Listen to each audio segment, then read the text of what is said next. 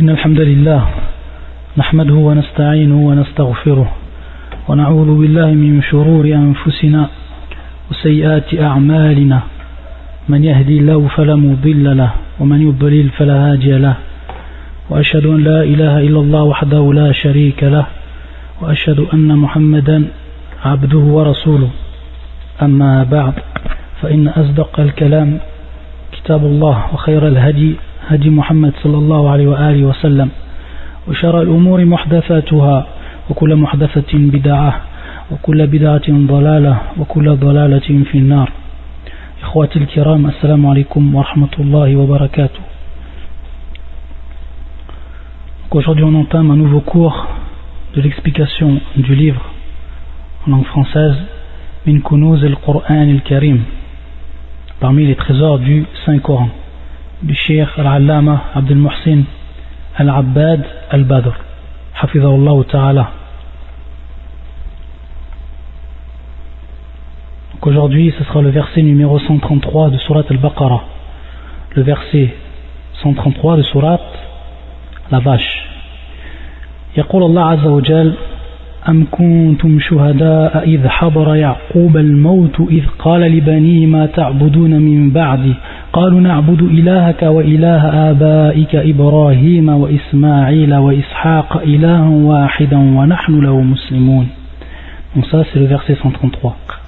Étiez-vous témoin quand la mort se présenta à Jacob et qu'il dit à ses fils? Étiez-vous témoin quand la mort se présenta à Jacob et qu'il dit à ses fils: أم كنتم شهداء إذ حضر يعقوب الموت إذ قال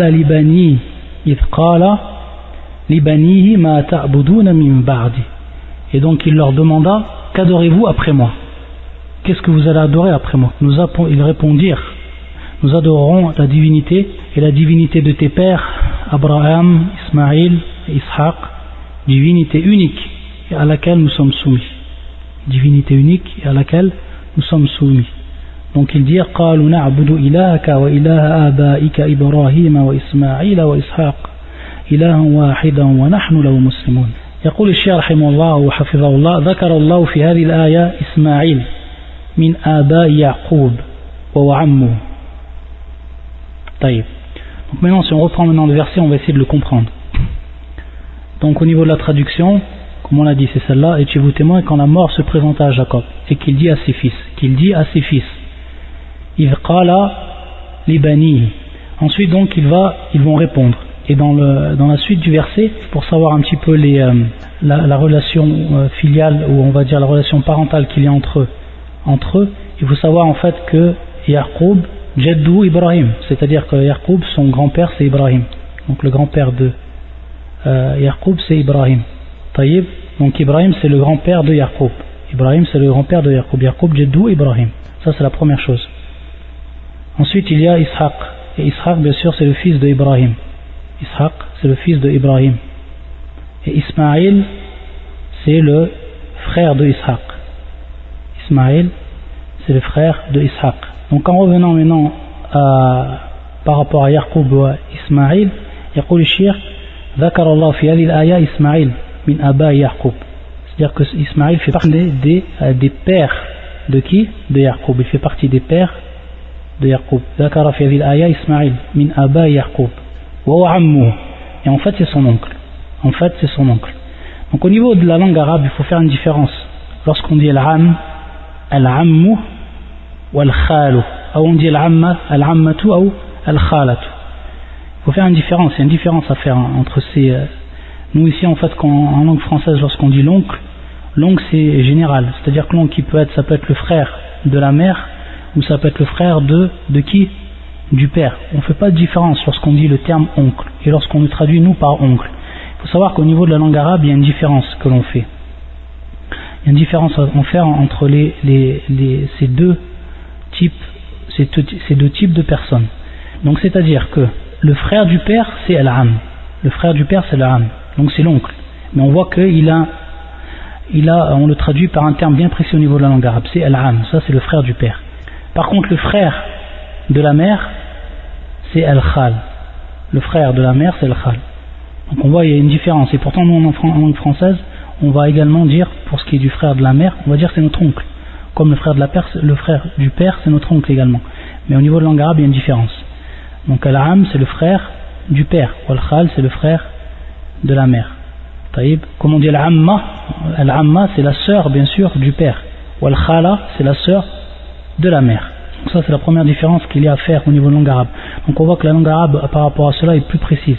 Et elle définit en fait chaque type de personne par rapport au lien de parenté par un terme bien précis qui va les différencier. Et ça, il faut le savoir parce que également, c'est une chose qui est importante au niveau de la législation, surtout quand on vient fi masalat al-mirath, c'est-à-dire qu'on parle de l'héritage, etc.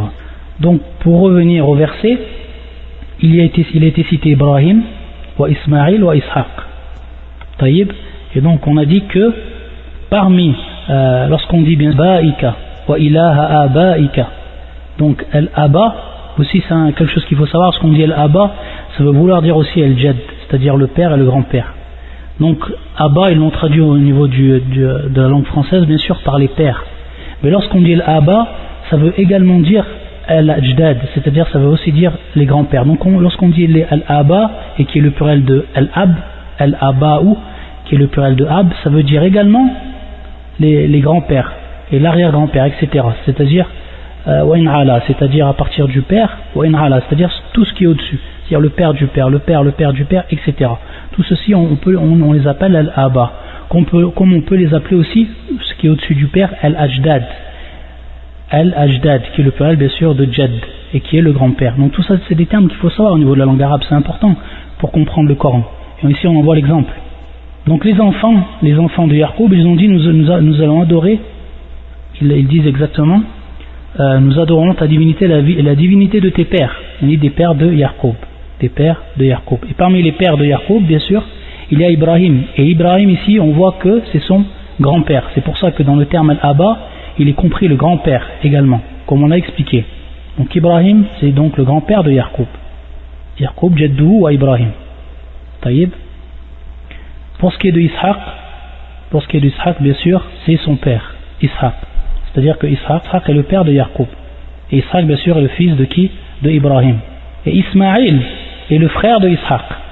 Donc automatiquement, s'il est le frère du père de Yaqub, c'est-à-dire Ishaq, il est le père de Yaqub, et son frère c'est Ismaïl. Donc maintenant, par rapport à qui? Par rapport à Yaqub, c'est qui? C'est son oncle. Et on dit al-am, c'est-à-dire le frère de son père. Le frère de son père. Ça aurait été le frère de sa mère, on aurait dit al-khal. Taïb. Donc ces termes-là, j'aimerais qu'on les écrive.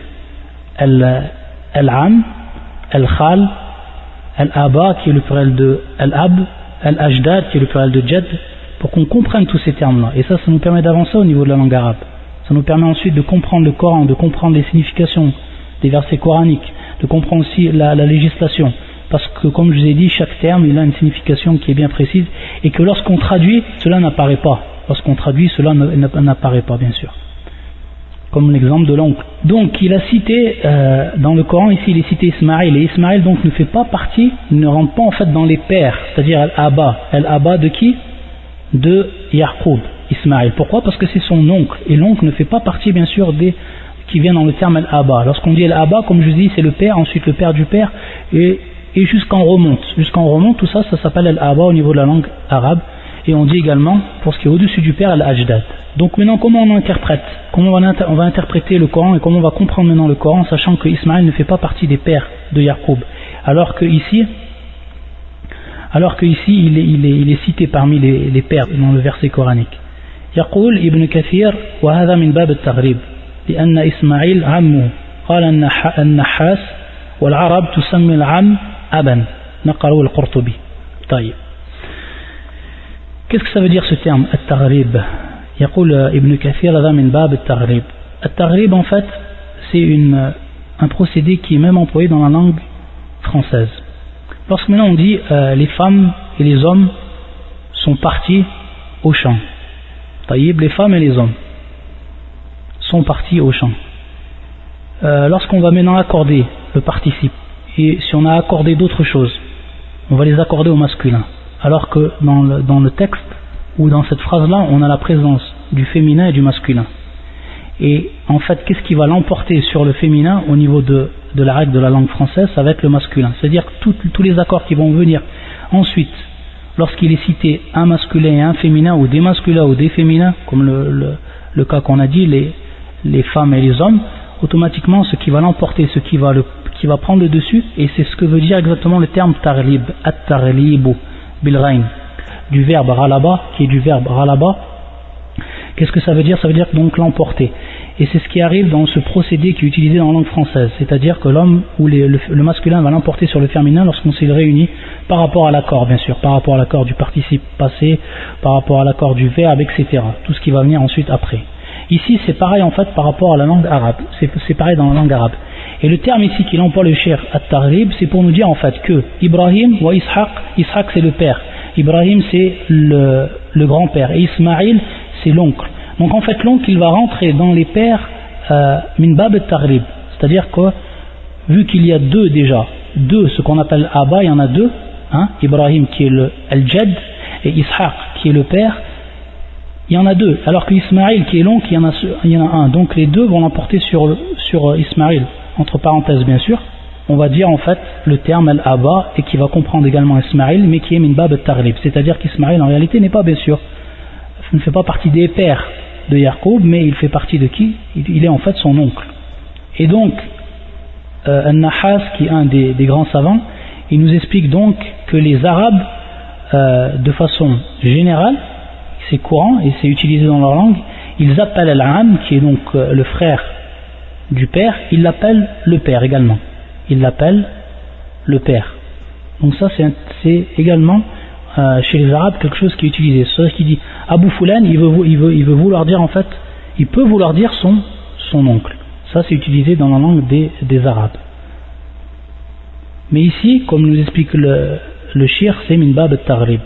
وقال في تفسير سورة الأنعام, il va venir en fait avec un autre exemple de ce procédé qui est utilisé dans le Coran et qui est en fait un procédé donc de langue arabe de manière générale. Ça on l'a vu de toute manière. فيقول الله عز وجل ووهبنا له إسحاق ويعقوب كلا هدينا ونوحا هدينا من قبل ومن ذرية داود وسليمان أي وهدينا من ذرية داود وسليمان الآية. وعود الضمير إلى نوح لأنه أقرب المذكورين ظاهر لا إشكال فيه، هو اختيار ابن جرير. وعودوا إلى إبراهيم لأنه الذي سيق الكلام من أجله حسن، هذا حسن يعني، لكن يشكل على ذلك لوط فإنه ليس من ذرية إبراهيم بل هو ابن أخيه ماران ابن آزار، اللهم إلا أن يقال إنه دخل في الذرية تغريبا également كما في قوله أم كنتم شهداء ثم ذكر الآية. فإسماعيل عمه ودخل في آبائه تغريبا وكما قال في قوله ثم سيأتي بآية أخرى. Maintenant il nous donne un autre exemple le cheikh, il nous donne le verset qu'on vient de citer وَوَهَبْنَا لَهُ إِسْحَاقَ وَيَعْقُوبَ كُلًّا هَدَيْنَا وَنُوحًا وَهَدَيْنَا مِنْ قَبْلُ وَمِنْ ذُرِّيَّةِ دَاوُودَ وَسُلَيْمَانَ. Il va nous faire part également encore d'une autre règle qui est employée au niveau de la langue arabe. Bien sûr, lorsqu'on étudie le Coran, on étudie certains versets, qu'on veut comprendre la signification des versets, ça passe bien sûr par la langue arabe, automatiquement, parce que ce verset il est descendu en une langue arabe qui est claire. Arabiyan, mubina. Et c'est une langue claire. Donc on est obligé de revenir à la langue arabe pour expliquer les versets du Coran. Ça c'est incontournable. Et le verset c'est le وَوَهَبْنَا لَهُ إِسْحَاقَ وَيَعْقُوبَ كُلًّا هَدَيْنَا. Et nous lui avons donné Ishaq et Jacob et nous les avons guidés tous les deux. Et Noé, nous l'avons guidé auparavant. Et parmi la descendance, c'est-à-dire parmi la descendance ici bien sûr, ils mettent entre parenthèses au niveau de la traduction Ibrahim. Mais également, comme c'est le choix de Ibn Jarir, c'est également où certains savants disent que ça va revenir à qui? Ça va revenir à Noé, c'est-à-dire la descendance de Noé, ou de Noé, c'est pour ça qu'ils disent Abraham ou de Noé. David, Salomon, Job, Joseph, Moïse et Aaron. Et c'est ainsi que nous récompensons les bienfaisants. Qu'est-ce qu'il nous dit le cheikh? Qu'est-ce qu'il nous explique? يقول من ذريته, c'est-à-dire parmi la descendance. La descendance ici, min dhurriyatihi. Ici il y a un damir, ce qu'on appelle bien sûr le pronom, c'est ce qui est annexé à la fin du terme en arabe. Wa min dhurriyatihi. Al-hauna, min dhurriyatihi. Donc le damir, yaoud ila ish. هل يعود إلى أقرب المذكور أو أقرب المذكورين أو يعود إلى من إلى إبراهيم. Donc en fait les savants ils ont deux avis par rapport à ça et les deux avis sont valables. Le premier avis c'est l'avis de Ibn Jarir al-Tabari, imam al-Mufassirin. Lui il dit en fait que ça revient en fait ila Nuh, c'est min dhurriyati Nuh, parmi la descendance de Noé. Et pourquoi? Parce qu'il y a une règle au niveau de la langue arabe, on dit que ad-damir yarja ila aqrab al-mazkurin, c'est-à-dire qu'il va revenir donc le pronom qui est donc ici un pronom annexé, il va revenir à ce qui est ou la personne qui a été citée juste avant ce pronom, c'est-à-dire la personne qui se trouve la plus proche par rapport à la citation ou avant la citation de ce pronom.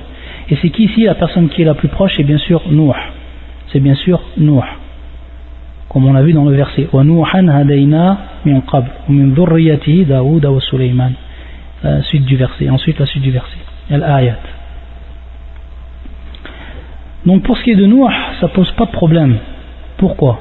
Parce que pour ce qui est de Nuh, comme vous savez, lorsqu'il y a eu le déluge, il faut savoir que ceux qui ont cru avec Nuh, il n'y a personne d'entre eux qui ont eu une descendance. Il n'y a eu que Nuh qui a une descendance. Donc tous les prophètes, donc par conséquent tous les prophètes qui sont venus après Nuh, et qui est bien sûr Nuh qui a été considéré comme le premier envoyé, qui est le premier envoyé, tous ceux qui sont venus après Nuh, les prophètes qui sont venus après Nuh, ils ont été bien sûr tous de la descendance de Nuh. Tous les prophètes qui sont apparus, qui sont venus après Noé, ils font tous partie de sa descendance. Pourquoi? Parce que Nuh, en fait, comme on vous l'a expliqué, les gens qui ont cru avec lui, personne n'a eu de descendance sauf Nuh. Donc tout revient en fait à Noé. Taïb, donc automatiquement, les prophètes qui sont venus après Noé, ils reviennent tous à qui? Ils reviennent tous en fait ils font tous partie de la descendance de Nuh. Donc ici il n'y a pas de problème. Tous les prophètes, les envoyés qui ont été cités dans ce verset-là et dans le verset d'avant et d'après, bien sûr, ils sont tous de la descendance de Nuh. Donc là, il n'y a pas de problème. Par contre, si maintenant on dit que, comme c'est l'avis de certains savants, si on dit que le pronom revient à qui? Il revient en fait à Ibrahim. Il revient à Ibrahim. Alors, parmi le problème qu'il va y avoir, parmi tous les prophètes qui ont été cités, on va avoir un problème avec l'autre. Pourquoi? Qu'est-ce qu'il dit le shir? Pourquoi d'abord on dit que ça peut revenir à où?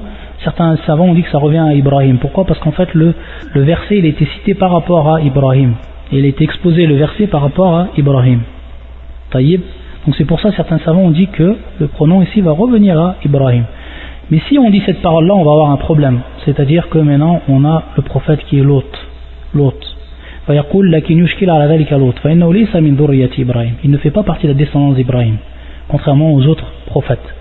Wa ibn Akhi Maran ibn Azar. Et donc il est donc le fils de son frère qui s'appelle Maran ibn Azar. Taïb. Donc ici tous vont faire partie de la descendance d'Ibrahim sauf cette personne qui est Ibn Akhi Maran. Donc il ne fait pas partie de sa descendance bien sûr. Et donc ici on va retrouver le même procédé pour ceux qui vont expliquer ou qui vont donner une explication par rapport au prophète Lot et qui vont dire en fait qu'il a été rentré ou il était cité dans sa descendance Tarliban, c'est-à-dire Tarliban. Donc le terme ici qui revient c'est Tarlib. Et donc le fait, comme on l'a expliqué auparavant, le fait que tous les autres en fait vont l'emporter par rapport à lui dans la citation. Pourquoi? Parce que ils font tous partie de la descendance de Ibrahim sauf Lot. Donc on a en fait placé Lot parmi sa descendance au niveau de la citation min bab at-targhib, tout simplement. Et il nous dit c'est le même procédé qui est utilisé aussi dans le verset suivant. في قوله فسجد الملائكة كلهم أجمعون إلا إبليس فسجد الملائكة كلهم أجمعون إلا إبليس. Ici le même procédé va être utilisé dans ce verset. فسجد الملائكة كلهم أجمعون تأكيد بعد التأكيد, c'est-à-dire que tous les, après qu'Allah Azzawajal leur a ordonné de se prosterner, comme vous savez tous, comme vous connaissez, فسجد الملائكة, tous les anges se sont prosternés. Kulluhum ajma'un, sans exception. Illa Iblisa. Donc les savants par rapport à ça, ici istifna iblis, c'est une exception. Est-ce que l'exception qui va, ou le terme qui est, ou le nom qui est cité après fait partie des anges ou pas? Illa iblis. فيقول الشيخ فدخل إبليس في أمر الملائكة بالسجود والذم على المخالفة لأنه كان في تشبه بهم فعمل معاملتهم ودخل معهم تغليبا وإلا فهو كان من الجن وطبيعته من النار والملائكة من النور. طيب. Donc en fait tout simplement il explique le shir هذا كذلك من باب التغليب. طيب من باب التغليب. C'est-à-dire qu'on a cité les anges et on a fait rentrer Iblis dans les anges. Pourquoi? Parce que ça a été la plupart, ou tous ceux qui étaient présents, c'était les anges, et avec les anges, bien sûr, Iblis. Donc, il a été cité parmi les anges, Iblis. Et donc, le même procédé, min bab at-taghlib, c'est-à-dire qu'en fait, Iblis, il a été concerné par l'ordre d'Allah Azzawajal. Il a été concerné par l'ordre d'Allah Azzawajal. Comment c'est qu'il a été concerné? Parce qu'il n'a pas obéi. S'il n'a pas obéi, c'est automatiquement il n'a pas obéi à un ordre. Et cet ordre-là a été donné aux anges et a été donné aussi à Iblis. Et donc à partir de là, lorsque dans le verset on dit Fasajada al-malaikatu kullu majma'un illa Iblis, on a fait rentrer Iblis en fait dans les anges simplement min bab tarlib, comme on l'a expliqué. Et il nous dit sinon, comme tout le monde le sait, c'est qu'Iblis fait partie des djinns. Iblis fait partie des djinns. Pourquoi? Parce que sa création, c'est-à-dire la nature de sa création, est de feu. Iblis est fait de feu. Alors que al-malaika min an-nur, c'est-à-dire comme vous savez les anges, et comme on l'a expliqué durant nos cours sur la croyance aux anges, al-malaika, les anges sont créés à partir de lumière. Alors que les djinns sont créés à partir de feu. Et celui qui fait partie des djinns, c'est bien sûr Iblis.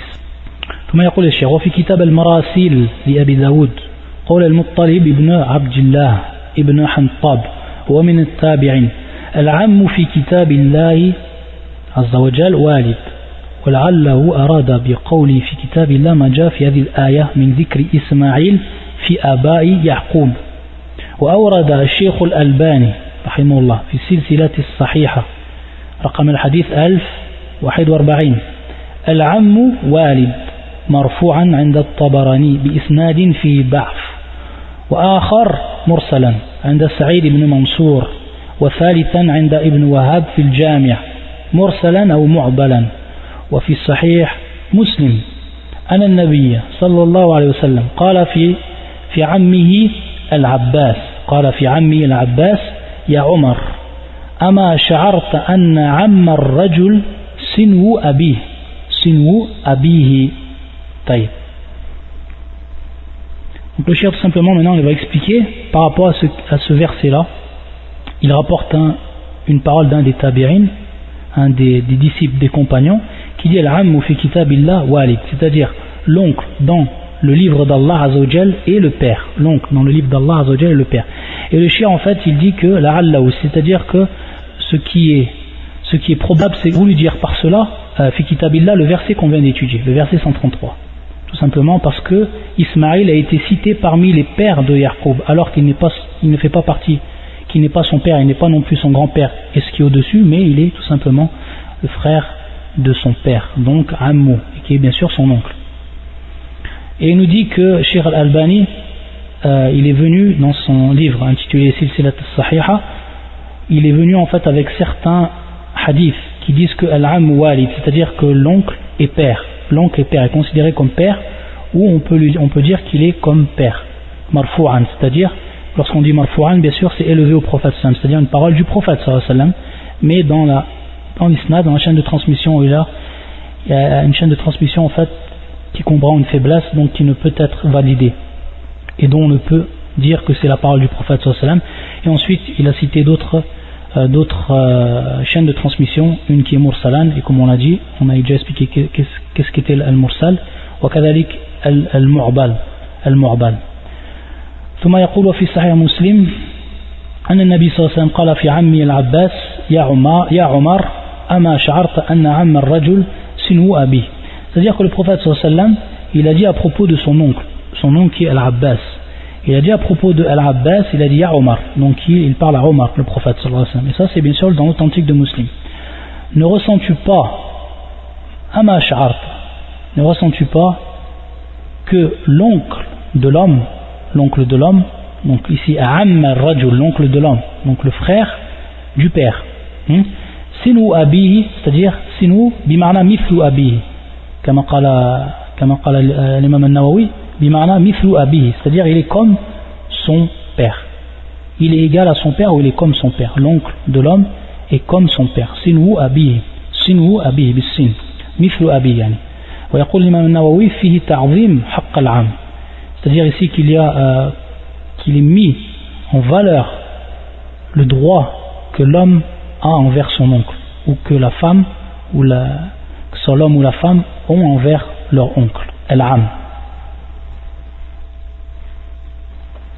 Taïb.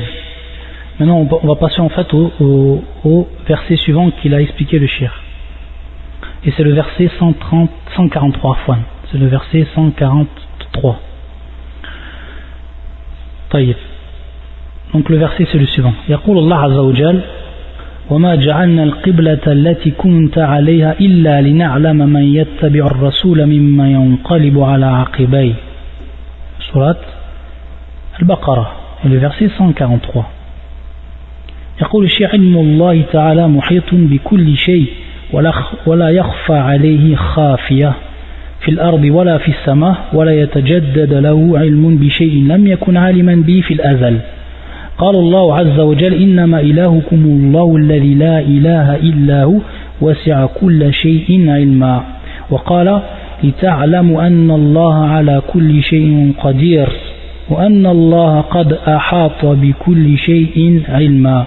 وقال وخلق كل شيء وهو بكل شيء عليم. وقال في ختام سورة النساء وسورة النور والله بكل شيء عليم. وقال في ختام سورة الأنفال إن الله بكل شيء عليم. Donc le verset qu'on va étudier maintenant, qui est le 143, verset 143. Donc la traduction c'est la suivante. Et nous n'avions établi la direction Al-Qibla, bien sûr ici on est en train de parler de Al-Qibla. Allah Azza wa Jalla nous parle de Al-Qibla où les personnes se dirigent pour prier. Et nous n'avions établi la direction vers laquelle tu te tournais que pour savoir qui suit le messager, bien sûr Muhammad sallallahu alayhi wa sallam, et qui s'en détourne sur ses talons. C'est-à-dire qu'il se détourne bien sûr de la guidance et il se détourne de l'ordre du prophète sallallahu alayhi wa sallam, en se détournant bien sûr de Al-Qibla, de la direction. Ici, lorsqu'on voit, et nous n'avions établi la direction Qibla vers laquelle tu te tournais que pour savoir qui suit le messager, que pour savoir. Donc en fait le shir il va tout simplement nous expliquer pourquoi Allah Azza wa Jalla dans ce verset il dit que pour savoir, afin de savoir, que pour savoir. Est-ce que ça veut dire cela que Allah Azza wa Jalla il y a des choses qu'il n'a pas su et qu'ensuite il a su une fois qu'elles sont arrivées, ou qu'Allah Azza wa Jalla connaît tout ce qui s'est passé, tout ce qui se passera? C'est pour ça qu'ensuite, ou d'abord le chef va nous expliquer en titre d'introduction qu'Allah Azza wa Jalla il connaît tout. C'est-à-dire que la science d'Allah Azza wa Jalla englobe toute chose. Rien ne peut sortir de la science d'Allah Azza wa Jalla. Il connaît toute chose dans ces univers, dans tout ce qu'il a créé.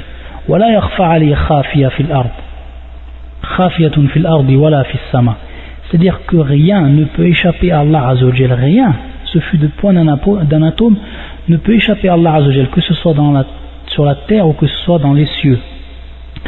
Et en fait, lorsqu'il dit وَلَا يَتَجَدَّدُ لَهُ عِلْمٌ بِشَيْءٍ لَمْ يَكُنْ عَالِمًا بِهِ فِي الْأَزَلِ, c'est-à-dire qu'il n'est pas possible à partir de là qu'il y a une chose qu'Allah Azza wa Jalla ne savait pas et qu'ensuite sa science bien sûr s'est renouvelée de par cette chose qu'il a su ensuite. Fil azal yani bil abad, fil abad.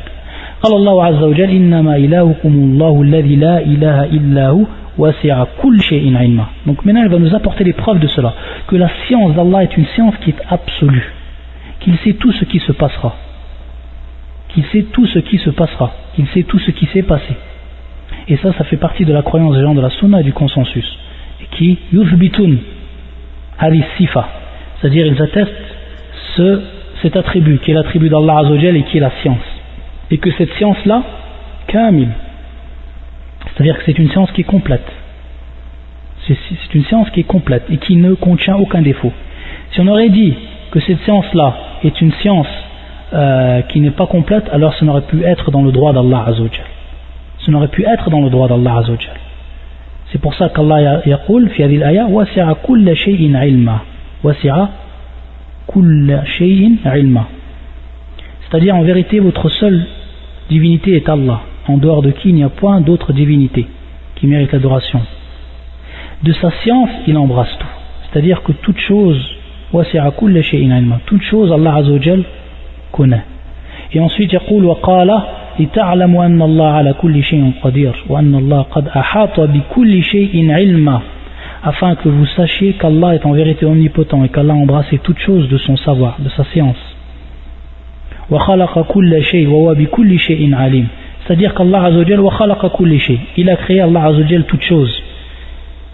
Il a créé toute chose et ensuite il dit وهو بكل شيء عليم, il est de toute chose savant.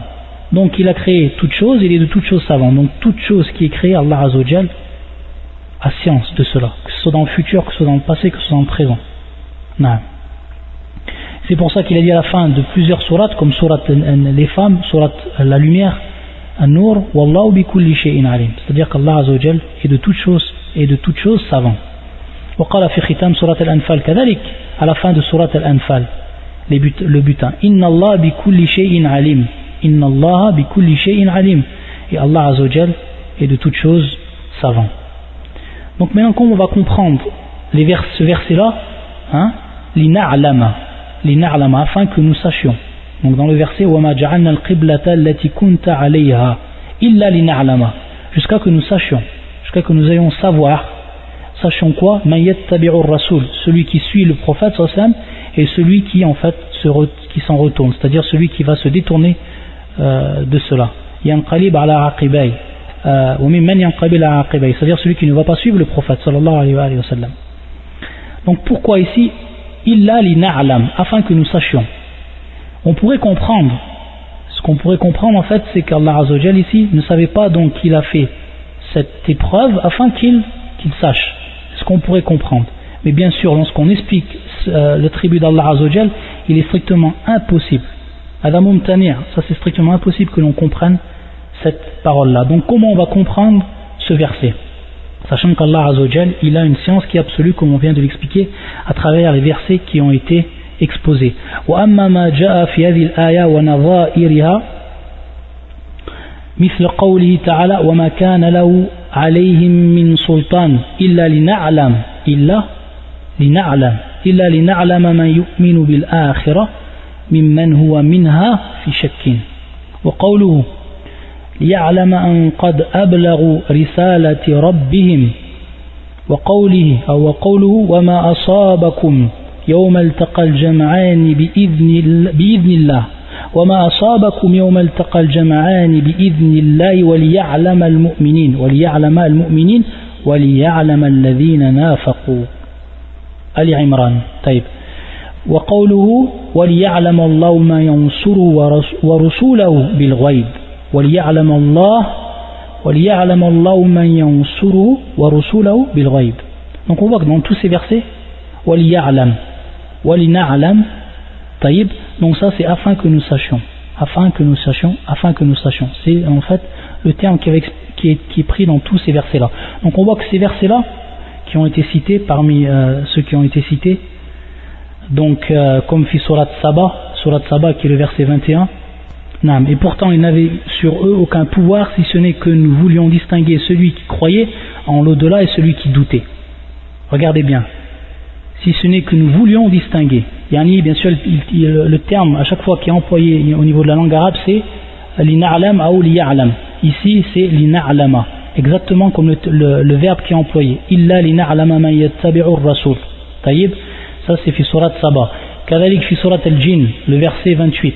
Surat al-Jinn, le verset 28. Afin qu'ils sachent s'ils ont bien transmis. Donc ici, afin qu'ils sachent, liya'lam, afin qu'ils sachent s'ils ont bien transmis les messages de leur Seigneur.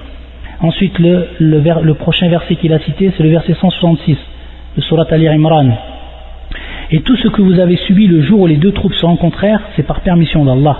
Et afin qu'il distingue, donc le terme employé ici, وَلْيَعْلَمْ الْمُؤْمِنِينَ وَلْيَعْلَمَ الَّذِينَ نَافَقُوا, afin qu'il distingue les croyants et qu'il distingue les hypocrites.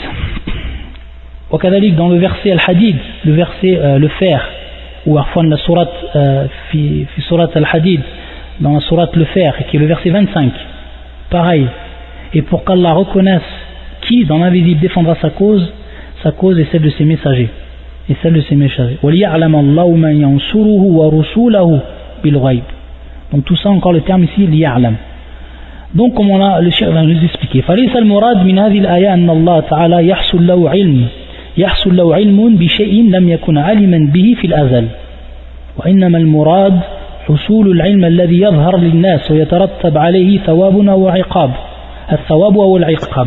قال شيخنا الشيخ محمد الأمين الشنقيطي رحمه الله في أضواء البيان عند هذه الآية: ظاهر هذه الآية قد يتوهم منه الجاهل أنه تعالى يستفيد بالاختبار علما لم يكن يعلمه سبحانه وتعالى عن ذلك علوا كبيرا، بل وتعالى عالم بكل شيء أو عالم بكل ما سيكون قبل أن يكون، بل وعالم بكل ما سيكون قبل أن يكون، وقد بين أنه لا يستفيد بالاختبار علما لم يكن يعلمه بقول جل وعلا: وليبتلي الله ما في صدوركم وليمحص ما في قلوبكم والله عليم بذات الصدور، فقوله والله عليم بذات الصدور بعد قوله وليبتلي دليل قاطع على أنه لم يستفيد بالاختبار شيئا لم يكن عالما به سبحانه وتعالى عن ذلك علوا كبيرا، لأن العليم بذات الصدور غني عن الاختبار. وفي هذه الآية بيان عظيم لجميع الآيات التي يذكر الله اختباره لخلقه، ومعنى إلا لنعلم أي علما يترتب عليه الثواب والعقاب، فلا ينفي أنه كان عالما به قبل ذلك. وفائدة الاختبار ظهور الأمر للناس، أما عالم السر والنجوى فهو عالم بكل ما سيكون كما لا يخفى. Subhanallah. Le cheikh maintenant il va nous donner l'explication du sens de ces versets. Il nous dit comment on l'a expliqué, que la signification, ça ne veut pas dire qu'Allah Azza wa Jal n'avait pas science d'une chose avant qu'elle arrive, et qu'après qu'elle soit arrivée, il a eu science de celle-là. Comme si en fait sa science se renouvelait. La abadan. Allah Azza wa Jal fil azal, yani, dans ce qui est éternel, il connaît toutes choses. Allah subhanahu wa ta'ala. Une science qui est absolue. Une science qui est absolue d'après les versets qu'on a déjà cités. Mais, al-hikmah, c'est-à-dire la sagesse de cela, c'est ce que va nous citer le cheikh. Et ce qu'il va nous citer à travers la parole qu'il reprend de Cheikh Mohammed Al-Amin في كتابه أبواب البيان في التفسير. وإنما المراد حصول العلم الذي يظهر للناس ويترتب عليه الثواب والعقاب. C'est-à-dire Allah Azza wa Jal, à travers cela, il met en évidence pour les gens ce qui va induire soit une récompense ou alors un châtiment, une récompense ou un châtiment. C'est pour ça que le Cheikh Mohammed Al-Amin il dit: c'est-à-dire que la personne peut se mettre dans la tête, peut comprendre faussement, l'ignorant peut comprendre faussement, c'est-à-dire qu'il comprend faussement, c'est-à-dire quelque chose qui est complètement contraire à ce qui est réellement. C'est-à-dire il peut comprendre, donc l'ignorant, qu'Allah à travers ces versets, qu'Allah peut profiter de par al-irtibar, qui est bien sûr al-imtihan, et qui est le test qu'Allah Azza wa Jal, l'épreuve qu'Allah Azza wa Jal fait descendre, le test qu'Allah Azza wa Jal fait descendre pour différencier les gens. Ilman, c'est-à-dire qu'il profite de par ce test-là une science, une nouvelle science qu'il ne connaissait pas. يقول الشيخ وتعالى عن ذلك علوا كبيرا, c'est-à-dire qu'Allah Azza wa Jal est bien au-dessus de cela. بل وتعالى عالم بكل ما سيكون قبل أن يكون. Allah Azza wa Jal est savant de tout ce qu'il y a avant que cela advienne. C'est-à-dire, bien sûr, il est savant du futur, de toutes les choses qui ne sont pas advenues, Allah Azza wa Jal les sait. Il les a même écrites dans son livre. Elles sont écrites dans son livre. وَقَدْ بَيَّنَ أَنَّهُ لَا يَسْتَفِيدُ بِالِاخْتِبَارِ عِلْمًا لَمْ يَكُنْ يَعْلَمُهُ. C'est-à-dire, Allah Azza wa Jal lui-même dans le Coran, et c'est pour ça que lorsqu'on parle d'un sujet, il est important de connaître les différents textes que ce soit des versets du Coran, que ce soit des hadiths du prophète sallallahu alayhi wa sallam, c'est-à-dire les réunir pour comprendre en fait réellement la question, c'est-à-dire ne pas prendre certains versets et délaisser d'autres versets. Ça, ce n'est pas bien sûr ce qui est demandé. Ce qui est demandé, c'est de réunir les versets et ensuite de les comprendre. Et ici, bien sûr, lorsqu'on revient au tafsir Abwa al-Bayan, on voit bien que le shir, c'est même dans le titre, tafsir al-Qur'an bil-Qur'an, que le Coran, il est expliqué par le Coran. Les versets du Coran expliquent les autres versets du Coran. Et ça, on a vu que c'était la première martabatul ula fi tafsir, c'est-à-dire c'est la première étape par rapport à l'explication du Coran. On revient aux autres versets du Coran. Et dans le verset qu'il va nous citer maintenant, le shir, il va mettre en évidence, Allah subhanahu wa ta'ala, que l'irtibar, ou l'ibtila, ou l'imtihan, c'est-à-dire l'épreuve qu'il fait descendre sur les gens, ce n'est pas pour que lui il profite d'une science, parce que lui il le sait déjà d'avant, Allah subhanahu wa ta'ala, de par sa science qui est absolue, une science qui est parfaite, qui n'a aucun défaut contrairement à la personne humaine par rapport aux autres êtres. يقول الله عز وجل وليبتلي الله ما في صدوركم وليمحص ما في قلوبكم والله عليم بذات الصدور. Ça, il est très clair ce verset pour comprendre également les autres versets qui ont été cités. Les autres versets où il est employé waliya'lam, walina'lam. Naam. Ce verset-là, naam. Ceci afin qu'Allah éprouve ce que vous avez dans vos poitrines. وَلِيَبْتَلِيَ اللَّهُ مَا فِي صُدُورِكُمْ. Ceci afin qu'Allah éprouve, donc à l'ibtila, l'épreuve. Ceci afin qu'Allah éprouve ce que vous avez dans vos poitrines et qu'il purifie ce que vous avez dans vos cœurs. وَلِيُمَحِّصَ مَا فِي قُلُوبِكُمْ وَاللَّهُ عَلِيمٌ بِذَاتِ الصُّدُورِ. Alors que, bien sûr ici, et Allah connaît ce qu'il y a dans les cœurs. Donc il nous dit le shir, فَقَوْلُهُ وَاللَّهُ عَلِيمٌ بِذَاتِ الصُّدُورِ. Allah Azza wa Jal connaît ce qu'il y a dans les cœurs, connaît ce qu'il y a au fond des cœurs. بَعْدَ قَوْلِي وَلِيَبْتَلِيَ Allah, c'est-à-dire qu'Allah Azza wa Jal éprouve, il éprouve, وَلِيَبْتَلِيَ Allah, Allah Azza wa Jal éprouve ce que vous avez dans vos poitrines. Taïb, le fait qu'il éprouve ce que vous avez dans vos poitrines, c'est pour savoir ce qu'il y a dans vos poitrines, ou Allah Azza wa Jal sait ce qu'il y a dans vos poitrines. Allah Azza wa Jal directement après avoir cité ce verset, يقول وَاللَّهُ عَلِيمٌ بِذَاتِ الصُّدُورِ. Et Allah connaît ce qu'il y a dans le cœur. Donc en fait on voit ici al-hikmah, on voit la sagesse qu'Allah Azza wa Jal met en évidence afin que cela apparaisse devant les gens, c'est-à-dire que Allah Azza wa Jal de par cela il met en évidence ceux qui sont pieux, ceux qui ne sont pas pieux, il met en évidence les vrais croyants des non-croyants, des kuffars, et également c'est-à-dire qu'il purifie ce qu'il y a dans vos cœurs. Et c'est pour ça que le shir dit dalilun qati ala annahu lam yastafid bil ikhtibar shay'an lam yakun aliman bihi subhanahu wa ta'ala an dhalika uluwan kabira. C'est-à-dire ça c'est une preuve, dalilun qati, une preuve fondamentale et qui n'a l'ombre d'un doute ala annahu lam yastafid bil ikhtibar, c'est-à-dire qu'Allah ne profite pas de cet examen. Il ne profite rien de cet examen. Pourquoi? Parce qu'Allah Azza wa Jal il connaît déjà ce qu'il y a dans le cœur des croyants, ce qu'il y a dans le cœur des croyants. Mais يقول الشيخ وفي هذه الآية بيان عظيم لجميع الآيات التي يذكر الله فيها اختباره لخلقه. C'est-à-dire que ce verset-là prouve tous les autres versets ou nous donne la signification de tous les autres versets que l'on a vus, afin qu'ils sachent s'ils ont bien transmis les messages de leur Seigneur. Et aussi tout ce que vous avez subi le jour où les deux troupes se rencontrèrent. Et si petit là, c'est par permission d'Allah, et Allah et afin qu'il distingue les croyants et qu'il distingue les hypocrites. Ici dans ce verset, afin qu'Allah Azza wa Jal distingue les croyants et qu'il distingue les hypocrites. Al-Ma'na, c'est-à-dire qu'Allah Azza wa Jal fait voir aux gens, Yadhar linnas, il fait voir aux gens qui vont être les croyants et qui vont être les hypocrites, de par l'épreuve. Il met en évidence également que ceux qui ont réussi cette épreuve, alors ils auront al-thawab, c'est-à-dire ils auront la récompense, et ceux qui n'auront pas réussi, ceux qui ont échoué, ils auront al-iqab, ils auront le châtiment. Donc ça c'est l'explication que nous a donné le shir. Taïb. Et le dernier verset aujourd'hui qu'on va étudier, on prend un dernier verset incha'Allah. يقول الله عز وجل ليس البر أن تولوا وجوهكم قبل المشرق والمغرب ولكن البر من آمن بالله واليوم الآخر والملائكة والكتاب والنبيين. Ça c'est le verset 177, bien sûr toujours dans Surat al-Baqarah, c'est le verset 177. Le shir ici nous explique et il nous met en évidence que dans ce verset, donc le sens du verset est le suivant.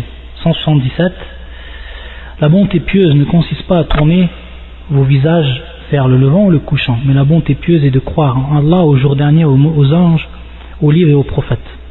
Aux livres et aux prophètes. On a vu la dernière fois quelle est la signification aussi de Marna wal Kitab. Wal Kitab. On a vu quelle était en fait la signification. Marna, Jins al-Kitab. Al-Lif wal-Lam. Jins al-Kitab, c'est-à-dire tous les livres. Al-Kitab ici c'est au singulier.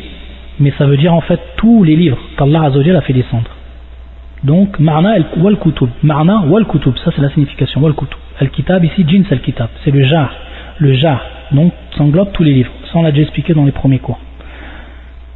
Donc ça c'est une preuve que l'on prend de ce verset pour prouver quoi? 5 des 6 piliers de la foi. 5 des 6 piliers de la foi qui sont Al-Iman Billah wa malaikatihi wa kutubihi wa rusulihi wal yawm al-akhir. Ce sont les 5. Donc la foi en Allah, le premier, Al-Malaika, les anges, Kutub, les livres, Rusul, les prophètes, les envoyés, wal yawm al-akhir, le jour du jugement. Ça en fait 5. Et le 6e, bien sûr, c'est la prédestination, le qadar. Dans ce verset ici, il y en a 5 qui sont cités. Taïb. Et donc, il nous dit le shir, donc ce qui a été dit, wal kitabu fil aya al muradu bi al kutub, comme on l'a expliqué. Et il nous dit bien sûr, en revenant au hadith du prophète sallam, ça c'est dans le Coran, et dans la sunna, on a bien sûr le hadith de Jibril, qu'il faut que tout le monde connaisse par cœur. Ce hadith-là, il faut que chaque personne le connaisse par cœur. Hadith Jibril, al-mashhour, celui qui est connu. Et bien sûr où il est cité les arkan al-islam ou arkan al-iman, où il est cité l'ihsan. Donc c'est un hadith qui est une des grandes bases de l'islam et que chaque croyant doit connaître par cœur et connaître sa signification. Et bien sûr un hadith qui est rapporté par qui est dans l'imam muslim fi sahih. C'est le premier hadith que l'imam muslim a placé dans son livre ou dans son chapitre, la foi, la croyance ou la foi, al-iman. C'est le premier hadith, d'où l'importance en fait. Un autre verset également qu'il va citer le shir et qui est le suivant. يقول الله عز وجل آمن الرسول بما أنزل إليه من ربه والمؤمنون كل آمن بالله وملائكته وكتبه ورسله لا نفرق بين أحد من رسله وقالوا سمعنا وأطعنا غفرانك ربنا وإليك المصير. Ça bien sûr c'est toujours في سورة البقرة qui est le verset 285. وفي قوله وإليك المصير إشارة إلى الإيمان باليوم الآخر ويدل لها أيضا قوله عز وجل وما يكفر بالله وملائكته وكتبه ورسله واليوم الآخر فقد ضل ضلالا بعيدا. Donc on voit à chaque fois que dans ces versets, dans les 3 versets avec le verset que l'on étudie, il est cité les 5 bases de quoi? Il est cité les 5 piliers de la foi, les 5 piliers de la foi, hormis al-qadar, qui est cité dans d'autres versets mustaqil, c'est-à-dire à part. يقول الشيخ ويأتي في الكتاب والسنة الجمع بين الإيمان بالله وباليوم الآخر كقوله تعالى فإن تنازعتم في شيء فردوه إلى الله والرسول إن كنتم تؤمنون بالله واليوم الآخر. Il nous explique le shir, et ça c'est ce qui est connu du Coran et de la Sunna, que le Coran et la Sunna rassemblent, bien sûr dans les textes, rassemblent la foi en Allah et la foi au jour dernier. Et quelle est la sagesse de cela? C'est-à-dire pourquoi Allah Azza wa Jalla dans son Coran, pourquoi le prophète sallallahu alayhi wa sallam dans ses paroles, il rassemble la foi en Allah et la foi au jour du jugement. Donc les versets qu'on a cités, le dernier verset qu'on a cité, quiconque ne croit pas en Allah, en ses gens, en ses livres, en ses messagers au jour dernier, s'égare loin d'un égarement. Donc on voit ici les 5. Et ensuite le dernier verset, فَإِن تَنَازَعْتُمْ فِي شَيْءٍ فَرُدُّوهُ إِلَى اللَّهِ وَالرَّسُولِ إِن كُنتُمْ تُؤْمِنُونَ بِاللَّهِ وَالْيَوْمِ الْآخِرِ. C'est dans le surat An-Nisa, les femmes, et c'est le verset 159. Donc on voit à la fin qu'Allah Azza wa Jalla dit إِن كُنتُمْ تُؤْمِنُونَ بِاللَّهِ وَالْيَوْمِ الْآخِرِ بِاللَّهِ وَالْيَوْمِ الْآخِرِ. C'est-à-dire, puis si vous vous disputez en quoi que ce soit, renvoyez-la à Allah et aux messagers. Si vous croyez en Allah et au jour dernier, Parmi la sunna du prophète sallallahu alayhi wa sallam, on a les hadiths suivants qui nous citent le shir. Man kana yu'minu billahi wal yawmil akhir fala yu'dhi jarah wa man kana yu'min billahi wal yawmil akhir falyukrim ضيفه ومن كان يؤمن بالله واليوم الآخر فليقل خيرا أو ليصمت أخرجه البخاري ومسلم عن أبي هريرة. Donc dans tous ces hadiths, celui qui croit en Allah et au jour du jugement dernier, toujours on trouve cela dans les hadiths ou dans les hadiths qu'il nous a cités, celui qui croit en Allah et qui croit au jour dernier, alors qu'il ne fasse de mal à son voisin, c'est-à-dire qu'il ne lui fasse aucun acte qui va lui être néfaste. Celui qui croit en Allah, et donc on voit ici et au jour du jugement dernier, alors qu'il donne bonne note à la personne qui est venue le visiter. De même, celui qui croit en Allah et au jour du dernier, alors qu'il dise bien, qu'il dise un bien ou qu'il se taise. Tous ces hadiths sont rapportés par l'imam al-Bukhari wa Muslim. ماذا يقول الشيخ؟ ووجه الجمع بينهما أن الإيمان بالله أصل الأصول والذي يبنى عليه بقية الأصول ويبنى عليه كل شيء يجب الإيمان به وفي ذكر الإيمان باليوم الآخر معه تنبيه على الحساب والجزاء على الأعمال إن خيرا فخير وإن شرا فشر فيقدم المسلم على فعل ما في تلك النصوص من الخير رجاء ثوابها ويبتعد من المحظورات التي حذر منها فيها خوفا من العقاب عليها. Donc le cheikh va nous expliquer maintenant pourquoi c'est toujours ces deux termes, c'est-à-dire la foi en Allah et la foi au jour dernier, ils sont rassemblés. Il nous dit tout simplement dans un premier temps la foi en Allah aslul usul, c'est-à-dire c'est la base des bases. C'est la base des bases, c'est le pilier des piliers. C'est pour ça qu'à chaque fois il est venu, le premier pilier c'est le pilier de la foi en Allah. Kullun amana billah wa man yakfur billah. Dans notre verset, man amana billah. Pourquoi? Parce que asl al-usul, c'est donc la base des bases, c'est le pilier des piliers, la foi en Allah. Si tu ne crois pas en Allah Azza wa Jal, tu n'as pas la réelle croyance en Allah Azza wa Jal, et bien sûr on sait qu'il rentre lorsqu'on dit l'iman ou billah, il rentre bien sûr l'iman bi'ubudiyatihi, bi'rububiyatihi, bi'asma'i wa sifatihi wa af'alihi, c'est-à-dire qu'il rentre dans la foi en Allah Azza wa Jal, croire en sa souveraineté, croire à son adoration, uluhiyya, à sa divinité, c'est-à-dire son adoration, et croire aussi en ses noms et ses attributs, en ses actes, et ça de façon correcte, comme l'ont cru les gens de la sunna et du consensus, comme l'ont cru nos salaf, nos pieux prédécesseurs, salaf salih, c'est-à-dire c'est à partir de là qu'on va construire, qu'on va bâtir, sur cette base-là on va bâtir en fait toutes les autres bases de la foi. Donc si cette base-là elle est fasid, si elle n'est pas bonne, alors le reste ne va pas être bon. Taïb, et si elle est bonne, alors le reste sera bon. Et pour ce qui est de fi dhikr al-iman bil yawm al-akhir, pour ce qui est en fait de rappeler le jour dernier, dans ces termes-là, ou dans ces phrases-là, man kana yu'min billahi wal yawm al-akhir, le prophète dans ses paroles et Allah dans ses versets, ils mettent en intention quoi? Al-hisab wal jaza, c'est-à-dire les comptes et la rétribution, al-a'mal, par rapport aux actions. Enfin, si cette action est bonne, alors on retrouvera un bien.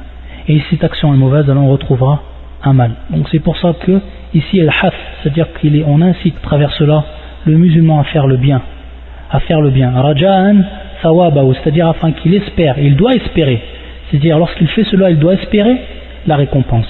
Et il s'éloigne donc aussi de tout ce qui est interdit, tout ce qui rentre dans l'interdiction. Et que al-nusus, c'est-à-dire les textes, et lorsqu'on dit al-nusus, al-kitab wa sunnah, ont mis en évidence que c'était bel et bien des interdictions. Ils nous ont mis en garde de cela. S'écarte de ces interdits, il doit le faire avec la peur de quoi? Du châtiment d'Allah Azza wa Jal. Il doit le faire avec la peur du châtiment d'Allah Azza wa Jal. C'est ce que nous a dit le cheikh, khawfan min al-iqabi alayha, c'est-à-dire par rapport à al-mahdhurat. Ça revient à al-mahdhurat, les mauvaises actions ou les interdictions. سبحانك اللهم بحمدك أشهد أن لا إله إلا أنت أستغفرك وأتوب إليك.